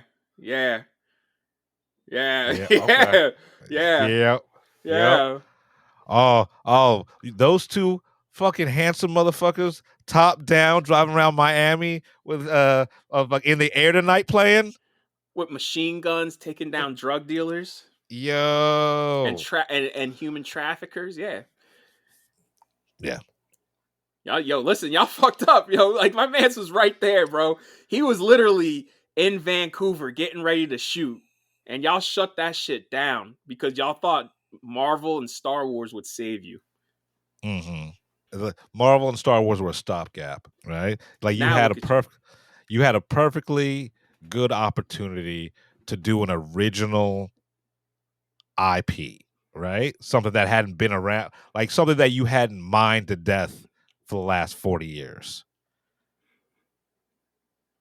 But you know, and you did it in the worst way possible. This is literally the worst way possible. yeah. And I still like I'm still gonna say it. I don't even blame Jared Leto. Like I blame Disney. Like I don't mind Jared Leto in this. I don't. Because he's so Like subdued, but also, again, needs more emotion. I love how somebody walked out the theater laughing. I was like, I love how the thing that turns him human is that he sees and smells rain, and then a firefly lands on his hand. yeah. I mean, look, it's not even an arc, right? It's point A, point B, right? Like program, human, and there's no growth in between it. Oh man. All right, let's get into TV. I've been catching up on Bob's Burgers because the new season started, and I was like, fuck, I still haven't even finished the last season. I've been going through it just because it's something light, you know what I mean? I don't have to think Right. about it. Well, got to an episode where Louise spends overnight at a Girl Scout camp, and then she ends up being kidnapped by this crazy woman that is hosting a proper school in the middle of the woods at her house. That shit was crazy. I was like, dog, this is the craziest episode of Bob's Burgers I've ever seen. That's this season, or was that last season? Last season. I'm still trying to catch up on last season because the reason I'm not caught up, Bob's Burgers, they were airing episodes sporadically, and then they decided to air the whole season over the summer. And now that we're back in the fall, they're like, all right, well, we're gonna start airing on the normal schedule. I'm like, what the fuck are y'all doing over at Fox? Yeah, what happened? Yeah, I don't know. I don't know. So I'm catching up. So I'm gonna keep watching. Okay. Futurama. I finished Futurama, and I gotta say, this is the weakest of the Hulu seasons. Like I can't even remember. Every season was 13 episodes. This season's only 10. Because this is the third. Is this the third Hulu season? Yeah, it's the third Hulu season, so season 13, and it's just, I was just like, meh. Even though it is timely, they do some political shit where I'm like, bro, that's literally happening right now, so it's not even funny. Like I was just like, Jesus Christ. Yeah, like I'm be real with you, I'm a little disappointed. Yes. I got to rewatch Law and Order, so I'll circle back on 2 episodes of Law and Order next week because I fucking gotta watch it again. Only Murders in the Building. I really don't know how they're gonna fucking handle this, but I did like this past episode where it was Ladies' Night, where Mabel, this older woman, and Devoy Joy Randolph, because she came back for the past few episodes, and this is like. This is the most she's been in it since season 2. She's back and she went undercover as well, and it's crazy. Like that was a fun episode where they're undercover at Ladies' Night. All right, cool. Because Renee Zellweger has schemed her way into buying the building they own, and she's going to turn that building into a casino. I was just like, yo, damn, all these billionaires that keep fucking them over every episode. I got to catch up on this show because I haven't watched the last season. So. Yeah.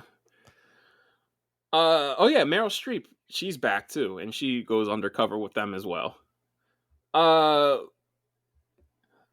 guess let's get into SNL, the Amy Poehler episode of SNL. You would think Amy Poehler coming back. By the way, you guys gotta stop putting spoilers in your fucking headlines because I had it spoiled an hour before I was able to watch it that Tina Fey was in the episode. I'm like, can y'all, the show ends at 1 a.m. can y'all please give us at least till like 2-3 o'clock on Sunday before you start posting fucking spoilers? Like, some of us sleep. You know what I'm saying? Some of us are asleep at 1 a.m. And like, I know, I always assume that if Amy Poehler is on there, Tina Fey is going to be on there. But yeah, that is a fucking yeah. I want to see how she appears. Even Amy Poehler couldn't save this episode. Like, I guess Bowen's writing partner Celeste Kim leaving the show was bad because they lost a lot of writers too, because Lorne was like that, because they got rid of half the cast. Like what's her face? Ego Wodom's gone. Fucking what's her face? Heidi Gardner. Apparently, they said that wasn't even Heidi's choice. She had no choice in the matter. A word? Yeah, her agent said it wasn't Heidi's choice. If it was up to Heidi, she'd probably still be doing the fucking show. Because I mean, look, I like Chloe Fineman fine enough, but like, she's no Heidi Gardner, right? Yeah, right. That's crazy that she was she's besides Keenan, she's the oldest cast member now. That's fucking crazy. And like I was even mad that they got rid of that Longfellow dude. Oh yeah, Michael Longfellow. Yeah. There's somebody else they got rid of. Chloe Trost. Who was the black dude? Devin Walker. Yeah, Devin Walker. Like, they didn't even give that dude a chance. Nah. Right? I'll tell you what though, ever since they've added in like 8 new people, I've seen Jane Wickline has not been in the first 2 episodes that much. Well, I think she was in one sketch. Weekend Update. She was in Weekend Update and the last sketch, I think. The lesbian one? Was it I know they kept on hating on her throughout the whole because the lesbian one was the one where Aubrey Plaza made her guest appearance. Okay. No, it wasn't that one. I don't know. But anyway, Jane Wickline is the worst. Yeah. This episode, they got to turn this shit around because this shit is terrible. Weekend Update was funny enough. Yeah. I do like that they brought back. I knew Amy was coming back. I knew Tina. Once they were in the cold open, I'm like, oh, they're gonna be in Weekend Update. Right. Seth even came back. I was like, oh shit, all right. I like the joke off. The joke off was hilarious. Or they're trying to one up each other. Yeah, that shit was great.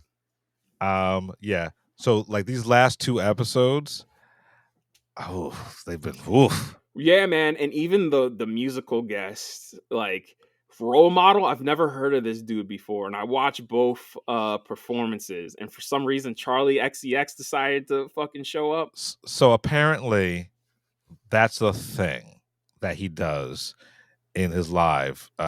So what was it, Jane or whatever her name? Like, what was the title of the song? Yeah. So every time he performs that song in every different like venue, he brings out a different famous female singer as a representation of the girl he's singing about in the song. So that's why she came out. Okay. I've never heard of this guy before. I've never seen him before. I didn't think he was particularly good. And it seems like that was the consensus because everybody was like, wow, that was terrible. Wow, who the fuck is this? Wow, that was bad. And I was just like, okay, so it's not just me. Everybody thinks this guy sucks. Yeah, I mean, maybe he's better on TikTok. I don't fucking know. Yeah. It felt like the Simpsons meme where he's like, oh, bro, or no, it's SpongeBob. It's the SpongeBob meme where the guy goes, oh, brother, this guy stinks. Yeah.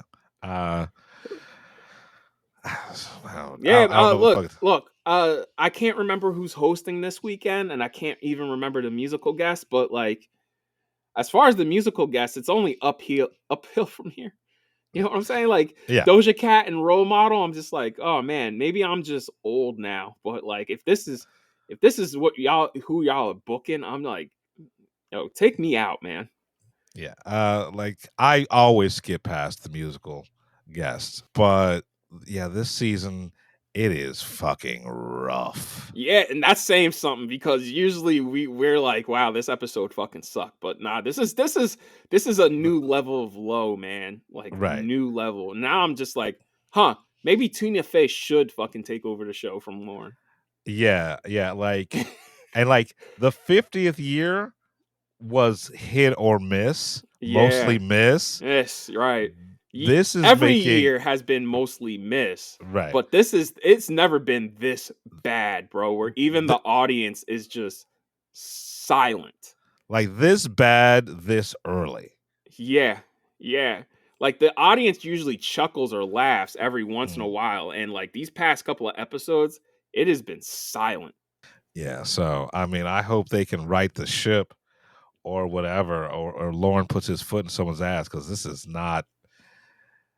At this point, I'm watching Saturday Night Live just out of habit because I've been for watching pop it. culture. Right, because I've been watching it since I was 12 years old, but I'm not watching it because it's good. Yeah, this y'all, I cannot state enough. This shit is pretty fucking horrid. Like it is rough to sit through. Moving on. Chad Powers. This week's episode of Chad Powers, I was just like, damn, Russ is a piece of shit, man. Like, we are 4 episodes in. You'd think he'd learn at least something, but damn. It's like, I still have to watch these last 2 episodes. It like I don't hate the show, but it's not good enough for me to like, oh, I have to watch Chad Powers. It's sort of like I remember like, oh, Chad Powers is on. I boot up Hulu Tuesday, and Tuesday on Hulu, I get that and fucking Only Murders. And I'm just like, well, I'm here. Might as well watch. And I'm entertained enough by this show. Right. Damn, Russ is a piece of shit, man. Damn. I mean, he was always a piece of shit. You know, that's the main conceit. It's like Chad Powers is the guy that we love, even though Russ is the dude that actually exists. So yeah, like interesting to see how I think there's going to be a love triangle between Chad, Russ, and the main girl because she finally met Russ, and them two hit it off, and I'm just like, oh boy, when this shit hits ahead and she finds out these are the same fucking people, dude. Yeah. All right, so I mean that's interesting. That's a little interesting hiccup. I like that. Yeah. So moving on, let's talk about Peacemaker. I really liked this last episode until the last 5 minutes. Like, so especially since James Gunn has came out and said no season 3. Oh, he said there's no season 3? Yeah, he has no plans on doing a 3rd season.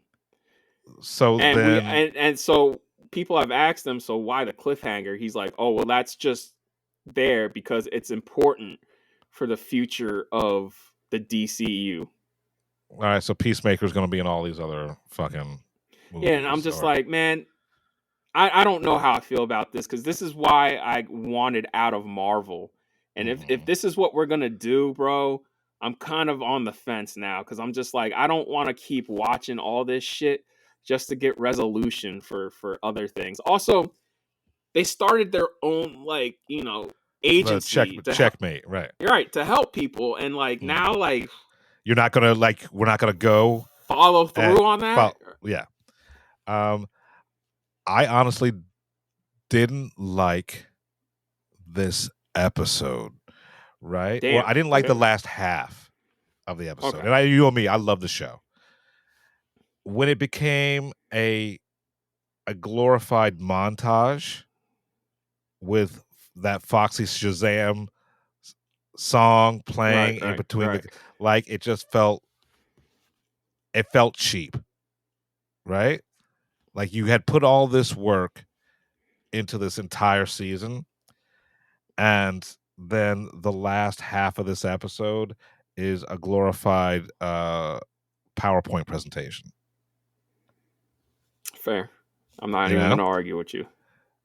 So that's why I didn't hate the episode, but I didn't like it. And the fact that now finding out there's not going to be a third fucking season, that really makes me angry. Yeah, because like when James first started this off, he said like, "Hey, this is going to be every project's going to be a standalone thing. It's going to be its own thing. You don't have to watch one thing in order to understand the next thing." And this But you do. show, yeah, this show kind of says otherwise. Like this show doesn't make, especially the second season. This second season doesn't make sense if you haven't seen the first season. It doesn't make sense if you haven't seen Superman. It doesn't make sense if you haven't seen not just his, but now the first Suicide Squad. You know what I'm Right. saying? Like you gotta see both Suicide Squads now to understand this. It's like I'm still excited for Lanterns, and I want to give Lanterns a chance, but like now my hype for Supergirl has kind of plummeted. You know what I'm saying? Yeah. Like I'm not burnt out on this like I am with Marvel, but I'm going to be cautious and I'm going to mitigate my expectations. Yeah, man, because that's fucking disappointing right there. Yeah. Right? Like I could have gotten away. I would have felt better about that last half of the episode with I don't even know why we had to see Foxy Shazam perform, right? That felt TV, right? That So felt like WB. I don't feel bad about that. What I feel bad about is the whole fucking kidnapping of fucking Peacemaker. and throwing him into the alternate universe. Because I'm just like, I get it. Flag is now Waller, but like, seriously, Right. man, seriously. But if there's not going to be a resolution for all the things that you set up in a third season, that means okay, so it's going to be there are going to be references to it in Lanterns, which I'm going to watch anyway, and Supergirl, which I'm going to watch. But I'll be damned if I have to watch Creature Commandos.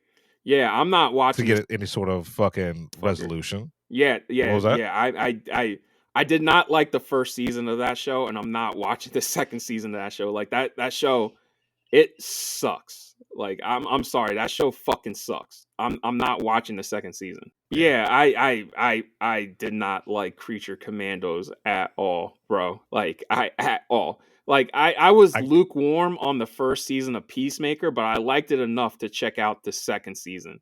I don't like Creature Commandos at all to check out the second season, period.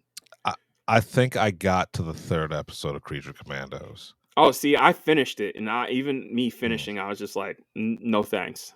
Yeah, so so my feelings on the last episode of Peacemaker is, before we had this conversation, it was like, all right, well, I can't wait to see what they do in the third season. Yeah, me too. And right. now that he came out and said, "Oh, I have no plans for a third season," but the end of Peacemaker season 2 is extremely important for the future of the DCU. I'm just like, nope. Nope. Now it's back to where I was before Superman got released, where I'm just like, okay, I'm excited for Lanterns, and that's basically it. So I'm like, Lanterns for me, and Supergirl, I'll see it when I see it at this point. Right.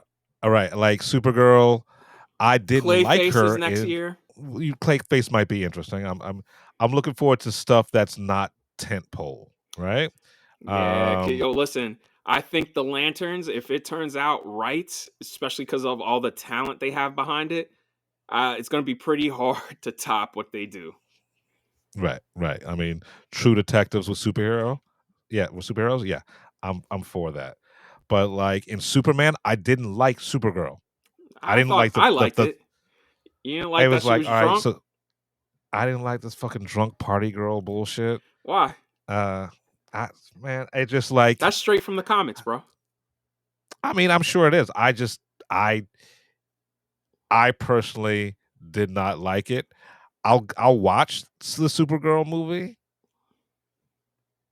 But now, like, this whole entire Peacemaker thing really did put a dampen on my whole entire view of DC. Yeah. Oh, yeah. Going forward. Yeah. It wouldn't be, I don't think this would be egregious if Peacemaker was going to be an ongoing series. But the fact that it's not, it makes it more egregious. Because I remember when they announced Peacemaker season 2, I'm like, but why? If we're going to start from scratch, why? And now it just pisses me off. It just really pisses me off because now I'm just like, we could have did without this entire second season, which I love up until like the last 15 minutes. Right. I mean, I like it. The fact, like the way they retconned the first season to fit in, it was like, that's okay. That's kind of smart. That's cool. I like that. All right. This is what we're going to do. All right, cool. And then like, so all that fucking wasted energy. I'm Yeah. So, I mean, Peacemaker season 2 as a whole, fucking mwah, chef's kiss. That last episode, just phoned it in. Especially since Danielle Brooks gives such a great speech to Chris. I'm just like, Jesus Christ, this is great. And there's great acting across the fucking board in this show in general, but especially this season. So let's move on. Task. HBO's back on their HBO shit where they're just like, well, fuck you and your feelings. Like this was The Wire, The Sopranos, Game of Thrones, True Blood, where half the cast is gone in the first 20 minutes. I've never the first 20 minutes of a show has never been this fucking stressful. Like I was stressed the fuck out. Like half the cast is gone. And like you really can't talk about specifics because like seeing how the shit goes down is part of the fucking fun of it. I right? wouldn't Like say who's gonna make it out? We don't say like that makes it top tier TV, right? Because you don't know. Like one of the stars of the show is just gone and gone in a way that is like unglamorous, unsexy. Right. It's just like, oh, dude, oh, damn, really? Right. Really? Yeah. We were wondering how the last 2 episodes were going to play out. We pondered that, and now we see, this episode sets up for that last episode. Yeah, is gonna be fucking wild. Yeah, I like how Mark Ruffalo fucking flips out, where she's like, oh yeah, look. Because, everybody's trying to beat around the bush about telling them what's going on. And she finally's like, yeah, look, there might have been a mole in the fucking task force. And he's like, well, who? Well, fucking who, man? You at least owe me that. And they're like, yeah, we're looking in the Grazo. And like, they're like, I like how she's like, yeah, we're looking in the Grazo. And these are the reasons why. And he's like, you guys knew all this and you didn't think for a fucking second that this was a bad idea. And I was like, yo, finally somebody is righteous in their anger, because I would be too. I was like, my first question to her would be like, why the fuck would you put him on this task force then? The fuck is wrong with you? Right. And like, so she was sitting on this for a while because she didn't look into him until Mark Ruffalo's character asks for it. But she found out before they ended up on the task force. No, she didn't find out before, but that last set piece, that last shootout, she knew then. No, she knew before that. I think she knew when they got the mix up in the episode, a couple episodes beforehand. That's when I think she knew. But the fact that shit was all in his file, though, and I was like, this is all in his file, and y'all are not. Internal Affairs did not like. Internal Affairs gets flagged for lesser shit in real life. And like, how would you ever end up on that fucking a task force that has to do with the robberies of the people that motorcycle you grew up club? With. Yeah, that you are on record right? With Being investigated for helping. Yes. That's like being elected as the president of the United States when you are in the Epstein files. Ba-da-bum-ba. It's But yeah, fucking wild, man. I was pissed. I was like, yo, Mark Ruffalo, I would have flipped over the desk. I don't care if she was shot or not. Like, fuck you at that point. Right. Yeah. So this last episode was 100% fuck your feelings. Yeah, man. Yo, listen, HBO hasn't done this since Game of Thrones, where you're just like, oh, what? Right.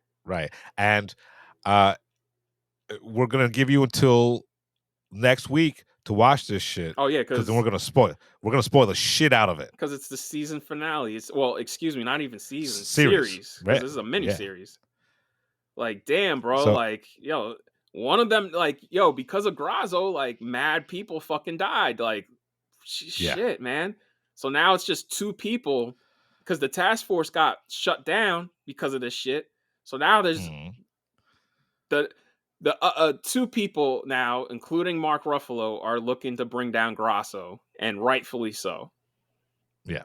Because even she was just like, wait, why are you seizing my personal shit? Like, that's my shit. Why? And when they were like, oh yeah, you got to follow her and make sure she don't do nothing shady. She's like, the fuck you mean? What do the fuck you mean? Don't follow me and make sure I don't do anything shady. She's like, the fuck are you talking about? Yeah. That's why she was like, yo, this So- doesn't add up. And then when Mark Ruffalo told her, she's like, oh no, we gonna get this motherfucker.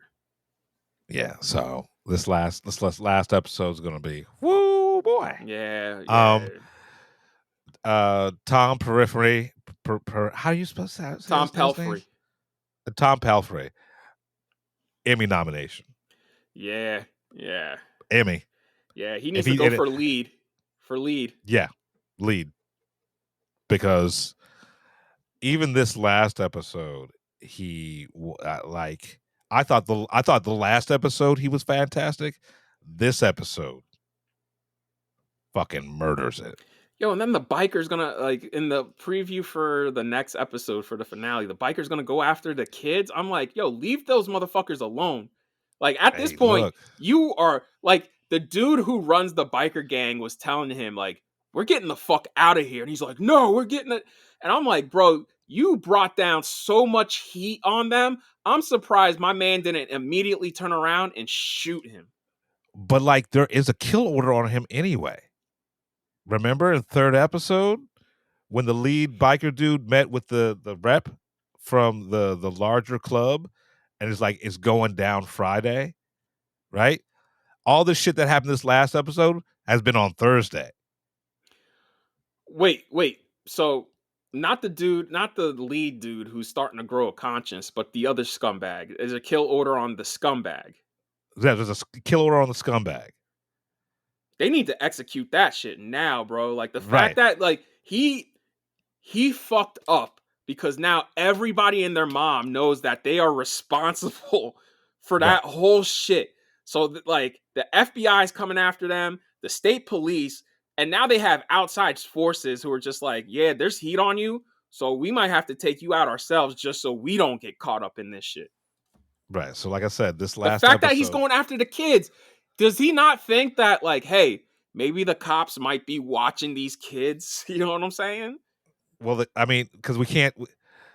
The reason he's going after the kids, we can't talk about because that's part of the twist at the end. But fucking, yo, at a certain point, bro, look, you got to cut your losses. Like, you got to just, like, I'm pretty sure he has money stashed somewhere. I would take that money and dip.